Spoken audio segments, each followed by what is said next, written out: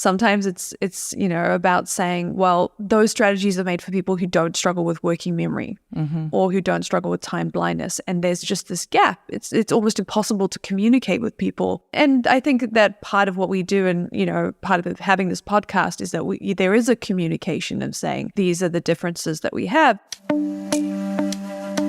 Many neurodivergent people, whether ADHD or not, struggle with executive functioning. And many of us realize that the conventional wisdom offered to help with managing EF struggles don't work for us. How can we find tools that work with our neurodivergence instead of against it? Skye Waterson is the founder of Unconventional Organisation, and she's going to help us find the answer to that and more. That's straight ahead on episode 179. I'm Emily Kircher-Morris, and this is the Neurodiversity Podcast. What is neurodiversity? You see the world differently. Autism spectrum. Gifted. Complexities that are inherently inside. ADHD. Dysgraphia. Tourette's. All brains are different. You are exactly what this world needs. This is the Neurodiversity Podcast. So I'm really excited to tell you about this. We have a major announcement to make. We are preparing to launch a community for educators who are dedicated to creating a neurodiversity-affirming learning environment for their students. This community will feature monthly live expert Q&As, tools to share as professional development to the staff at your school, case consultations to process how to support students, and opportunities to connect with other neurodiversity-affirming educators. We haven't launched yet, but if you want to get on the waiting list, be sure to click the link in the show notes to make sure you are one of the first to find out when the doors open. You really won't want to miss this. Okay, my conversation with Skye Waterson is next. When I found the Neurodiversity Podcast, I was really kind of desperate to learn about myself and understand myself. Honestly, I wanted to find like a tribe who I could relate to and feel like I fit in. This podcast brings on guests who seem to be moving neurodiversity more into the mainstream. And Emily Kircher-Morris is amazing. I feel like she's talking straight to me. Her knowledge about people who think differently is so refreshing. Everyone's different. And the world needs to understand them. And that's what the Neurodiversity Podcast is doing. Helping them understand us. Us. Us. Us.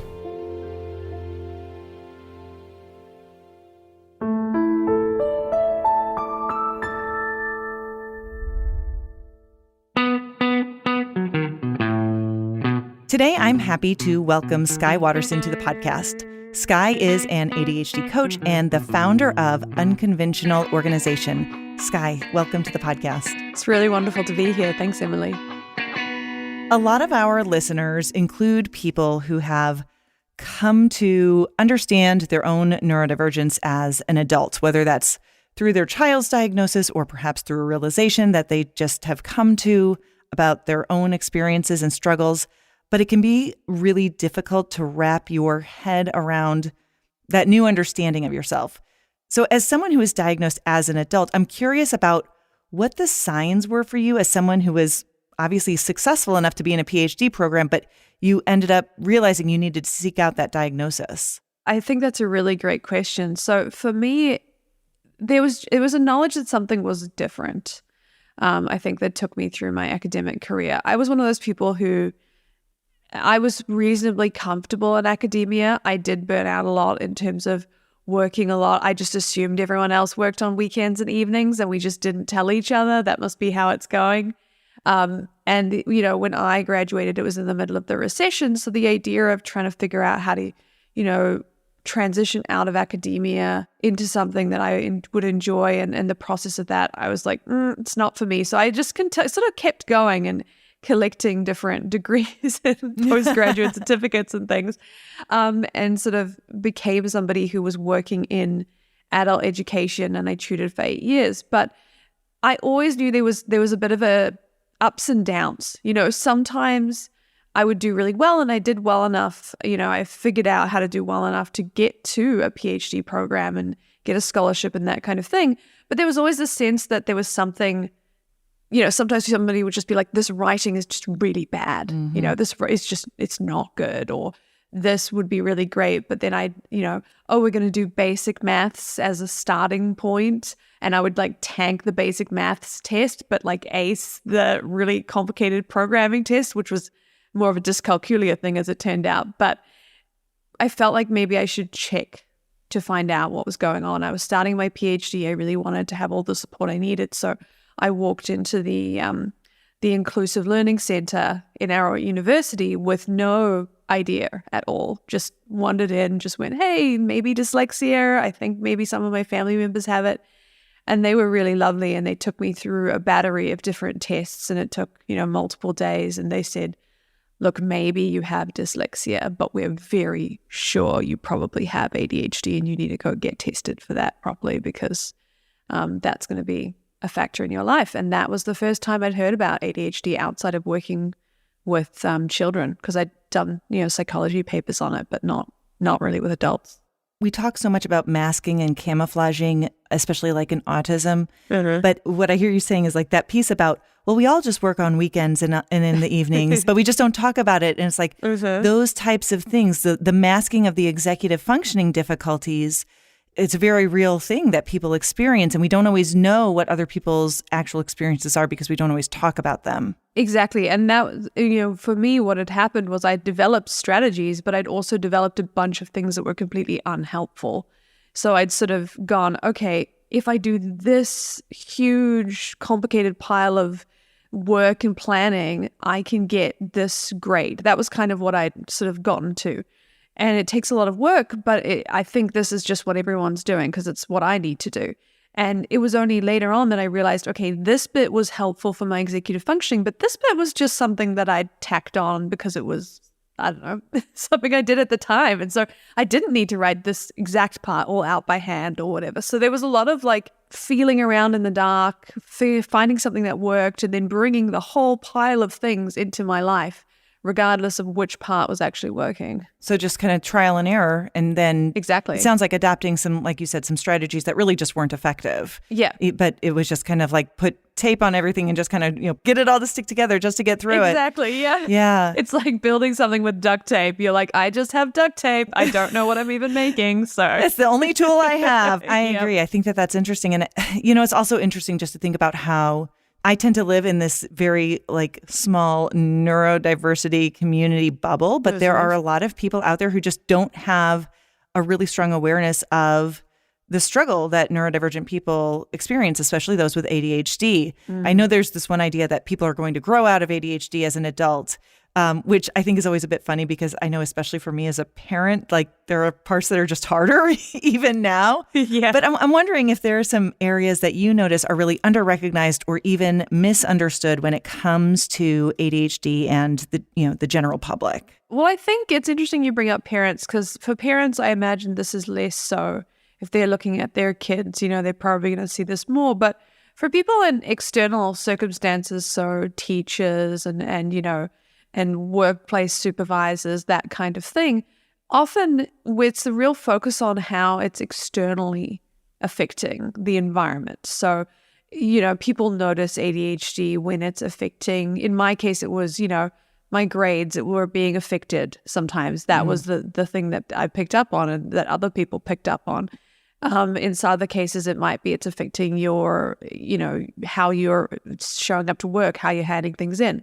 But what often can get missed in that, even if you go all the way through to get an ADHD diagnosis, because I work with people who are diagnosed and undiagnosed, but they're, often not aware of things like time blindness or the effect of emotional regulation with ADHD, because that didn't really come up in even the diagnostic process. Right. That's more of an internal thing that we struggle with, that's hard to explain and hard to see. And so I think often that's what is missed. It's those things that are affecting you as an individual with ADHD. Yeah. Can you talk a little bit more about that emotional regulation piece? Because I do feel like that is something that definitely impacts ADHDers a lot, but doesn't get a lot of attention. Yeah. So if we look at the research behind it, we know that people who are neurodiverse and ADHD specifically, in this case, they have a lot of self-criticism, a lot of criticism growing up. So, whether it's from people who want to help them and they're saying, hey, you're doing this a bit differently, you're doing this a bit wrong, or people who are, being more negative, there's this sense as people grow up, they receive a lot of pieces of criticism. And that, for a lot of people with ADHD, can transform into self-criticism, and it can really affect their quality of life. If you combine that with executive functioning struggles, as in sometimes our fuse is a bit shorter, right? Or maybe we have a few more things going on sensory-wise and in other ways that are going to affect us, faster, or working memory struggles. We're just like, we know we can't figure that out. We're going to lose this information. All of those things are going to affect people with ADHD to be more likely to experience self-criticism, more likely to experience self-blame, and more likely to sort of struggle with irritability. Something that might be a 1 for somebody else might be a 7. Mm-hmm. I often talk about tech issues because they're great in the workplace and in other situations where the thing that you're trying to use isn't working and you're already behind and you have a million things in your working memory that is falling out. And it's an example of how that can really show up. Yeah, it's interesting that you mentioned that irritability. I know for myself, if I'm trying to focus on something or just even do something, but there are a lot of other distracting factors, my irritability level just goes through the roof because it takes up so much bandwidth to try to tune out all that other stuff and focus. And then it's just overwhelming. And exactly. And that's one of the things we talk about. In coaching, we do bring that in to say, if you're feeling frustrated at work or in a classroom environment, if you're a student, then you might find that, if someone's coming to you and you're saying, why are you distracting me? It's because it took you a really long time to focus. You don't have the bandwidth to get back. We know with ADHD, our transition times are longer. So bringing in all of this information and research can help not just to say, okay, this is how you're going to improve in terms of productivity, in terms of getting things done, but also in terms of like understanding and accepting yourself. And that can be a really important factor as well. At times, we all come across advice that just really isn't super helpful. Yep. Even though the people who are providing it think that it will be. Are there any like common tactics or advice that you feel like ADHDers hear quite often, but they just don't work, or we need to like think about them differently? Oh yeah, the example I often use is when people say, just get started. Once you get started, it'll all make sense. And why didn't you start immediately already? And sometimes it's about saying, well, those strategies are made for people who don't struggle with working memory or who don't struggle with time blindness. And there's just this gap. It's almost impossible to communicate with people.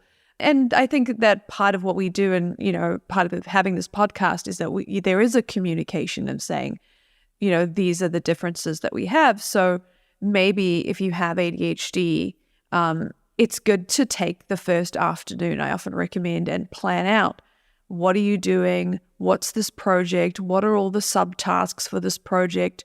Do a kind of planning funnel where you have like a high level calendar of what this is going to be, depending on how complex it is, then mid, and then what are you going to do today? And then tomorrow we'll get started, and we'll get started with the knowledge that we're not going to lose the information. We've done some time estimations to the best of our abilities, and then you can start working more effectively. So it's about understanding that executive functioning struggles, so the working memory, the time blindness, that kind of thing, transition times, they're going to have an effect, and that is often why things, it's not that they don't work, and that's almost the frustrating thing, is like they kind of don't work. It's like putting on glasses that are a bad prescription. And so you're like, well, I guess this is what seeing looks like. It must be everyone else's experience. And nope. Yeah, no, that's a great example. And the message that people internalize is that, well, there's something wrong with me. Yes. I don't care enough, or if I really cared about this, or if I were better, if I were smarter, whatever it might be, then I would be able to do these things because everyone else can. Yeah. What's wrong with me? 100%. And it can be tricky because, as I said before, it's not that that's coming from nowhere. You may have heard that a lot. And so that can be something tricky to negotiate with. Or some people, really sadly, I work with some people, and at the beginning they say, well, I'm very hard on myself, and that's how I get things done. And that can be really heartbreaking to hear, because that is how some people are getting things done. And so it's, transitioning from there into more helpful strategies.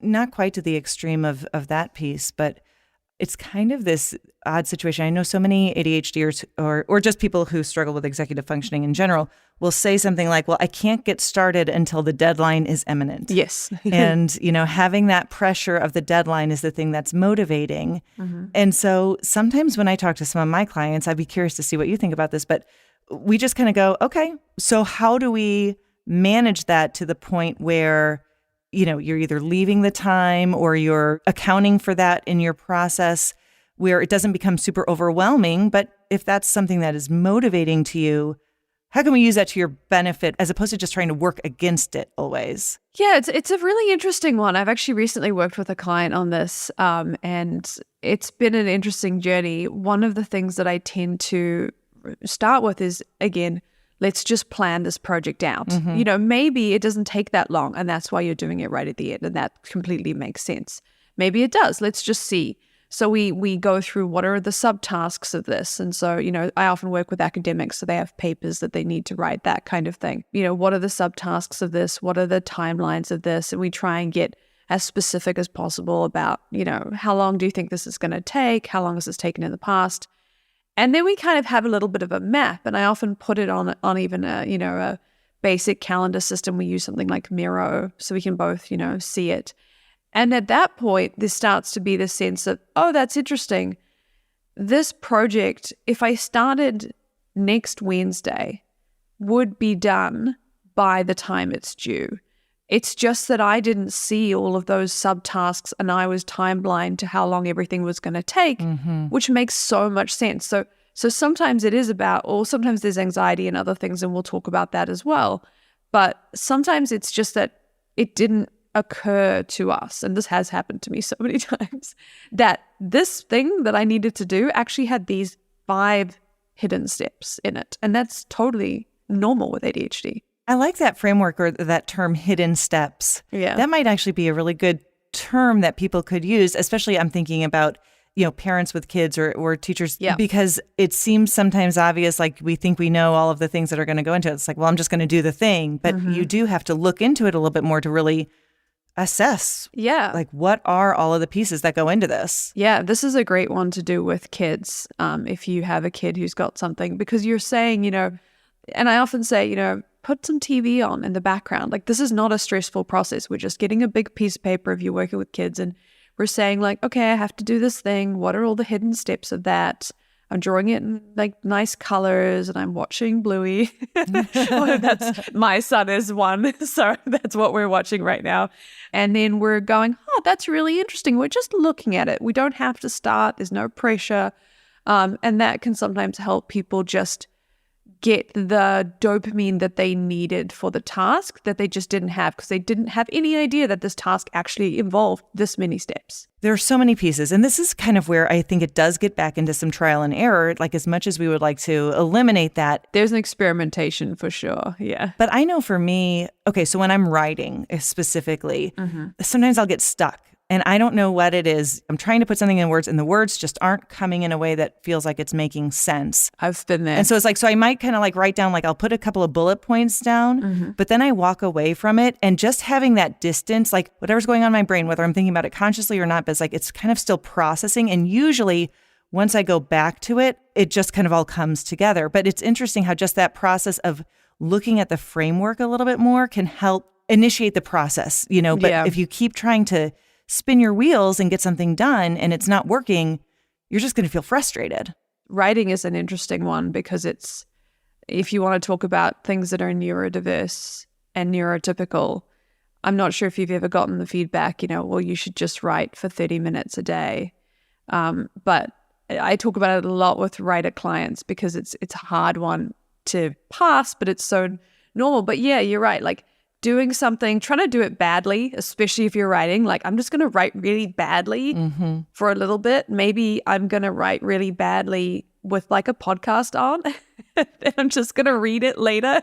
And then walking away, like, all of these strategies are so helpful with ADHD, because especially if you're struggling with writing, because, we talk about the get and focus routine, but it's a bit like you need to help yourself maybe add a few more steps there to help work through the often very uncomfortable experience of writing. I've been a writer for a really long time, and it's tough.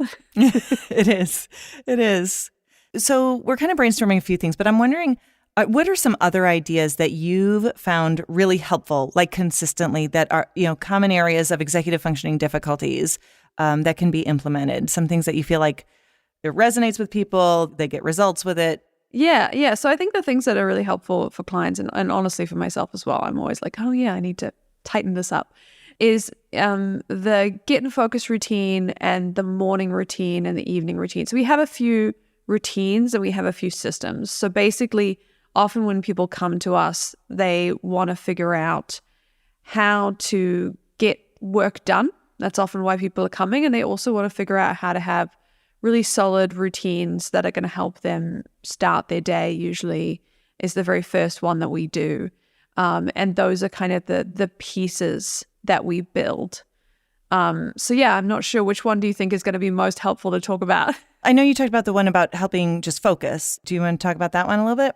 So essentially what that one is, and I use this myself all the time, is when we go to get work done, we're often in a really high dopamine space. We might be on our couch, on our phones. We might be out, or having a coffee in the lunchroom or in a classroom environment. We might be talking to other kids or, that kind of thing. Or for your teacher, we're probably doing a million things.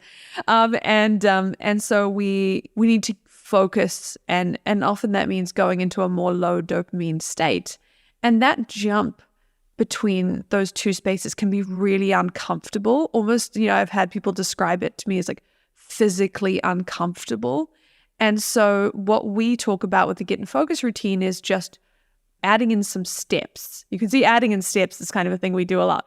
Adding in some steps to get down to that space, and then just focusing on each step at a time rather than focusing on the work, especially if we're working with someone with burnout. The work, whether that happens or not, that's its own thing. So the steps are kind of, motivating yourself, rewarding yourself for starting, which is something we talk about a lot. What kind of thing can I give myself to sit down and actually just sit at my desk or my computer? What is that going to look like? Adding in, okay, well, now I've done something rewarding. Can I turn off any distractions now? But not just be in complete silence. So go from like a YouTube video and a coffee to maybe a, podcast. I'm going to say podcast a lot. I love podcasts.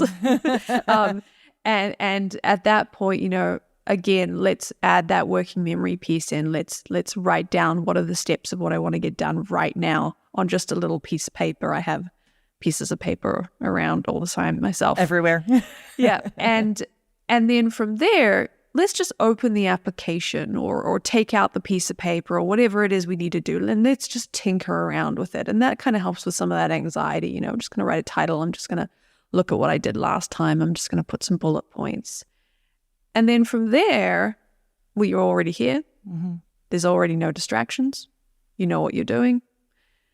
You might as well just get started. Yeah. And that's kind of the essential. There's more to it, and there's complexity and experimentation, but that's kind of the essential routine. Yeah, I think one of the things I hear you really talking about there too is kind of just focusing on the next thing as opposed to getting overwhelmed by the whole process. Yeah. I know one of the things that I've sometimes found effective with clients, they get really overwhelmed if they have a list of things to do. And so sometimes we'll write them on individual Post-it notes or index cards so they can kind of shuffle them around a little bit, but they only have to look at one at a time. So they have kind of that tangible piece there. Yes. And so breaking it down can be helpful. Yeah. And I agree with you. That's kind of part of the whole, like, okay, yes, you had these plans for your day. Yes, but like just right now, you're going to sit down. What are you going to do? Let's just put it on a piece of paper so we don't have to look at the whole big list until later. And then that can be really helpful. And sometimes that list says open document, find form, fill out form, question 1 right now. Like it doesn't matter wherever you're at. Right. I know for me, I'm sure other people can relate to this, but I know when I make a list for myself, and I live on lists. I don't know what I would do without them, but I will go through, and first of all, I'll write down the things I've already done just so I can check them off. Yep. But I will also break down all of the steps. So like, I'm going to put the laundry in the washer. I'm going to move it to the dryer.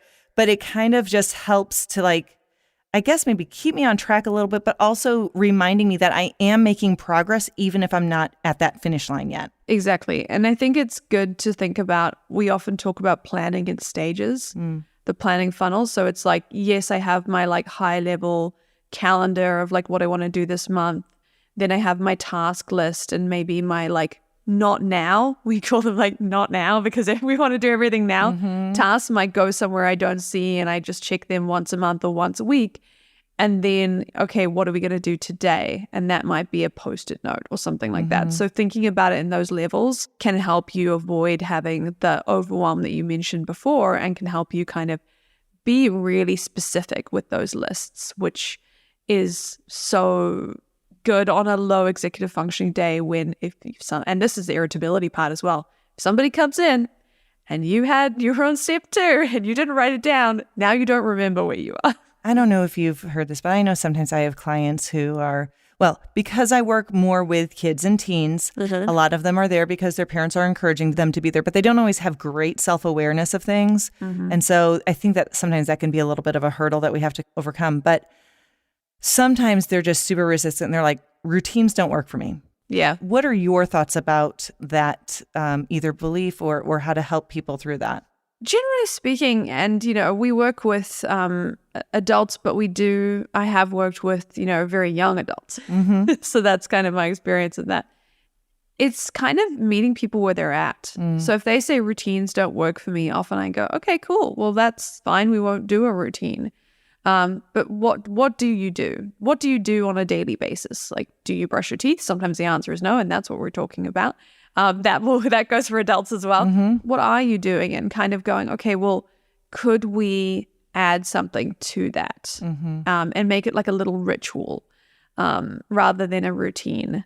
And try as much as possible to add a lot of fun to that activity as well. It depends on obviously what you're working on, but if you're talking about brushing your teeth, which is something that adults and kids I think struggle with ADHD, sometimes it's about going, okay, well, can we just do it? Let's not make it a routine, but if you always like to watch this thing at this time, could we just put the toothbrush next to your television and just see if it's worth doing at the same time as a fidget?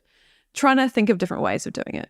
Part of it is they probably have routines, but they might not realize it. It's everyone does something. Yeah. And so sometimes that's one of the things I'll try to do is build that awareness. Like, what are the routines that you have? Yeah. And what about those is effective or consistent for you? And how can we leverage that? How can we make it work for us? But it makes a lot of sense. A lot of people, kids and adults come to coaching with real fear and frustration and a lot of negative past experiences around things like lists and planners and routines, because it's just something that they've had in their lives that's been used to sort of beat them over the head with, essentially. It's been used to sort of like create a negative environment for them because they've been told like, well, now we know what you're doing. We know you're not doing it right. And so a lot of times what I'm also working with clients is teaching them that this is for you. This is a non-judgmental space. Yes, it's a list. Yes, it's a plan, but there's no judgment if you don't do it. We're not doing that. This is yours, and trying to empower them that no one else has to see this. It's just you and me, and this is not showing what you're failing at. This is just showing what your life is and what you're doing so we can make it as good as possible. Well, Skye, as we wrap up our conversation, I have a question for you and kind of circling back to where we started. Sure. I'm wondering if you could reflect back on your time as an undiagnosed young adult, in academia, and if you could send a message to yourself at that time, what do you think it is that you would have wanted to hear, or what do you think would have helped you the most at that time? That's a really great question. I don't know. I have a few answers to that, but I think one of them is honestly, you aren't necessarily going to find, it isn't about finding the perfect career. It's about finding the perfect system and the perfect lifestyle for you, because I spent a lot of time going, well, maybe this just isn't my passion. So, my psychology became sociology, became a public health, and realizing that, that wasn't true. It was just, I didn't work well in an office environment. I needed to be home. I needed flexibility, things like that. Skye Waterson, founder of Unconventional Organization. Thank you so much for your time today. No worries. It's been really wonderful to talk to you. So many of the clients who I work with are beaten down by the time they reach me. They've tried many different strategies from a range of different sources and feel frustrated that they haven't found the solution to their difficulties yet. They feel helpless and overwhelmed, and rightfully so. Being neurodiversity affirming really means that we recognize that the tools and ideas that work are likely to be different for everyone, and that sometimes overcoming those barriers means getting creative with finding new ways to implement those strategies. Or it might mean reflecting back on something that worked a little while and then tweaking it to see if there's a way to leverage that strategy, but in a slightly different way. The important thing to remember is that we are rarely looking for solutions. We're actually looking for the problem-solving processes that work, because rarely is there a be-all and end-all answer.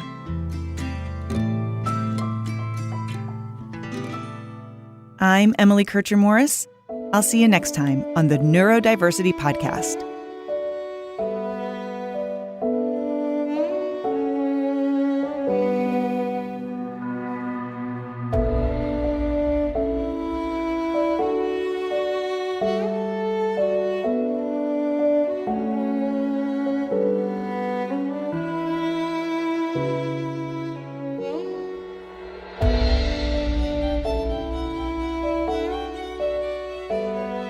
Don't forget, we'll be launching a community for educators very soon, and don't forget to hop on the waiting list for that community. You can do so in the show notes. Our thanks to Skye Waterson, who joined us from New Zealand. You can find more information about her in the show notes as well. Our host is Emily Kircher-Morris. Our office manager and social media director is Krista Brown. I'm the executive producer, Dave Morris. For all of us, thank you for listening, and we'll see you next time.